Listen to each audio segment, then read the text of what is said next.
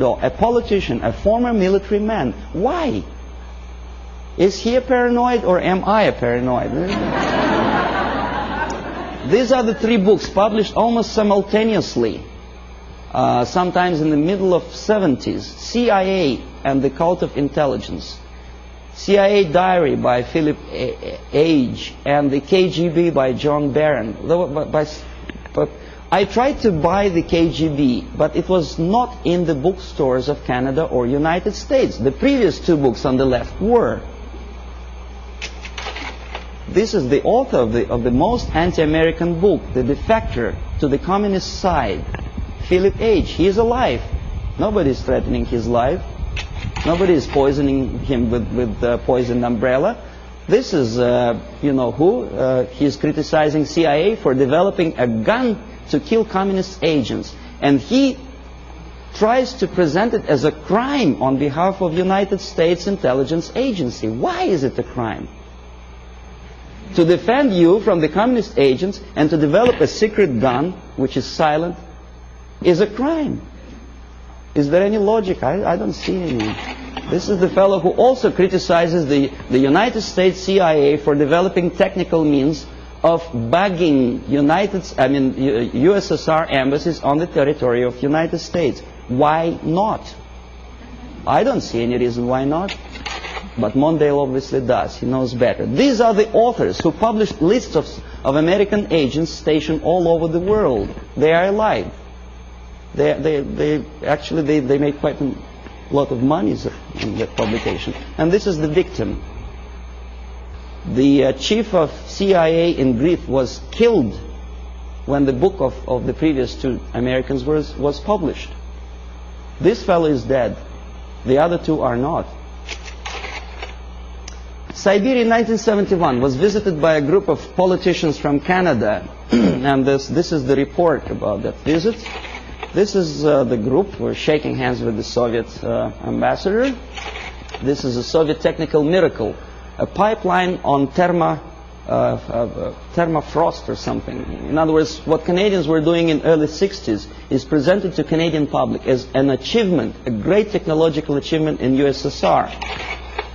This is the route of their travel in Siberia. The Canadians covered that much of distance. Please remember that map. I will come back to that question.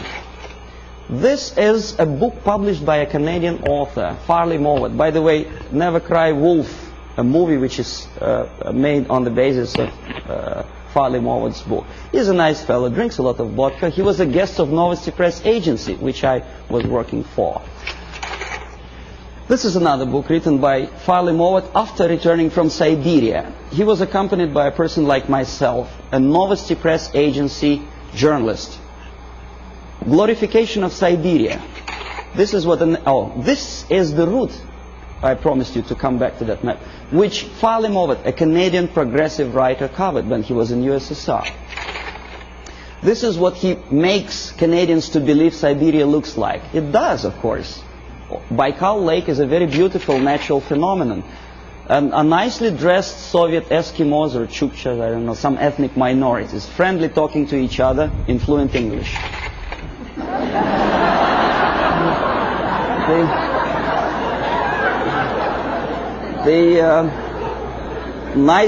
Nice motel somewhere in the middle of Siberia. Huge hydroelectrical projects. It is true, it is built, but they never mentioned by whom. And this is what I eventually wanted to show you. These are the two routes. First one in red ink by Canadian government delegation. In blue ink by the author Farley Mowat, accompanied by Novosti Press Agency. The black dots are locations of Soviet concentration camps. These people were shown the places where the slave labor is being used by the Soviet government, if you call them government. I call them junta of mass murderers. But there is not a single mentioning, not a word, that those beautiful electric stations were built by slave labor. This is what Canadian reader will never see in the report by Canadian politicians or the progressive writer Farley Mowat. You say, well, that's Russia. This is not a kindergarten. This is a prison for children of prisoners. These are the houses. If an American contractor would build a house like that, I think he will end up in jail. But this is what is being shown to some naive foreigners as achievements of Soviet technology. Naturally, if you follow the editor's choice and advice, you will never understand that the description, the most detailed description of Soviet concentration camp system is put on the bottom of the list. You say, well, maybe in USSR the concentration camp is nothing surprising. Well, this is a concentration camp in Southeast Asia, in Cambodia. Same thing. Slave labor. This is what happens to slave laborers when they don't obey the orders. They are being executed, not by firing squad, because bullets are too expensive, by shovels, crushing skulls. This is the victory of communism for you. This is what happens to their children. And this is the originator of this slaughterhouse, Cambodian Premier Pol Pot, during interview with Time magazine. Very nice, plump, fatherly image. You are made to believe that Holocaust happened during the Second World War is something that may happen again. It may. But the originator of it may not necessarily be the Nazis. We don't have any Nazi submarines roaming around the shores of the United States and Canada.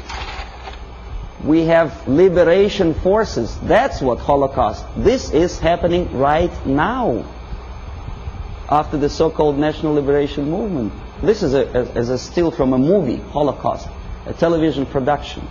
The Nazis are shooting the prisoners, the Jews. We are made to, well, it's horrible, of course, there is no denial. It happened many years ago, and the tactic, which I will explain you later if you have patience with me, is sidetracking your opinion from present danger to the past. From this is present time, this is past time. This is happening right now in Asia, Africa, and Latin America. Is there any movie about Holocaust which happens now? No. This is what happens in, well, it did happen in Rhodesia before it becomes Zimbabwe. It's a black girl, by the way, not a white one. This is the result of the socialist movement. These people were killed by those who are now in power in Zimbabwe. And we call them reverend bishops or whatever. This is the supply of Soviet arms to Rhodesia before it turned into Zimbabwe. And this is a very interesting picture.